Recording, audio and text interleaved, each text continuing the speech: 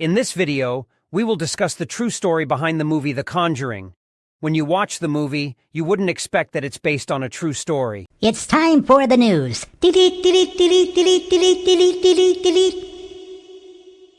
The story begins with the American couple, Ed and Lorraine Warren. Ed Warren was a veteran who fought in World War II, and after the war ended, he decided to become a demonologist. Yes, you heard that right. A demonologist, a strange profession indeed. This profession is self-taught, as it's not part of any school curriculum. It's learned through books on demons and magic. Lorraine claimed to be a clairvoyant and said she could see things that ordinary people couldn't, like demons and spirits. She also claimed that she could communicate with them. The important thing is that they were a strange and unusual couple, not the kind you'd meet every day, and they worked in paranormal investigations. In 1952, Lorraine and Ed opened a company that specialized in exorcisms. So if someone saw strange things in their house or felt that something odd was happening in their home, they would immediately call Ed and Lorraine to exorcise the evil spirits. In 1971, the Perron family met Ed and Lorraine. This family consisted of the couple Carolyn and Roger, along with their 5 daughters.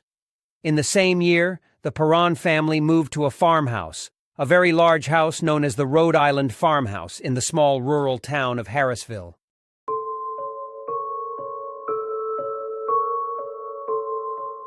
As soon as the Perron family settled in, strange events began to occur, such as objects disappearing and never being found again, objects being moved around, and hearing noises in the kitchen even though it was empty. The strangest thing was that Carolyn said that when she cleaned the house, she would find strange dirt accumulating in different corners of the house, and she had no idea where it came from. At this point, the Perron family decided to investigate the house's history, and they discovered that the same family had owned the house for 8 generations. But the strange thing was that family members died under unusual circumstances, such as drowning in a pond in front of the house, and others were found hanged in the basement. Despite all this, the Perron family continued to live in the house because they didn't have the means to move to another home, which was the biggest mistake they made. The strange events continued to happen more frequently over time, and even more terrifying, the evil spirits began to appear in front of the Perron family, scaring them. The most frightening spirit was that of Bathsheba, who actually appeared in the movie just as the Perron family described her. Honestly, I don't know how the family knew her name was Bathsheba, but let's continue the story and see what happens.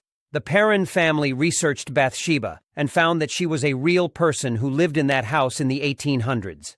She was known to be a Satan worshiper, performed strange rituals, and was a reclusive person. In short, she was a frightening person even in real life. In addition to that, they found her grave very close to the house. It was said that she killed a small child, but she was never punished. The Perron family was convinced that Bathsheba was the evil spirit trying to drive them out of the house, as she terrified them greatly.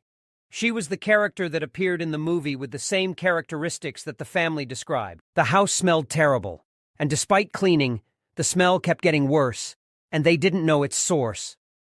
Roger said that when he was in the basement, he felt something moving around him, but he couldn't see it.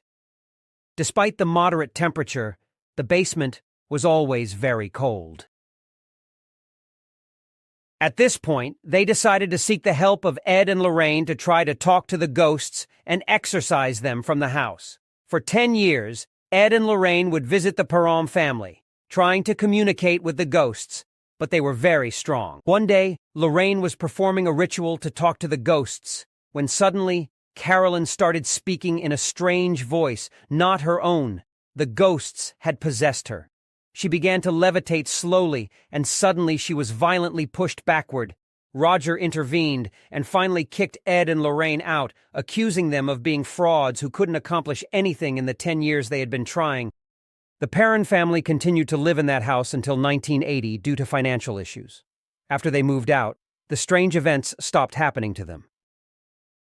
In 2019, the couple Corey and Jennifer bought the house and said that they too experienced many strange events, but they were able to live with them. How?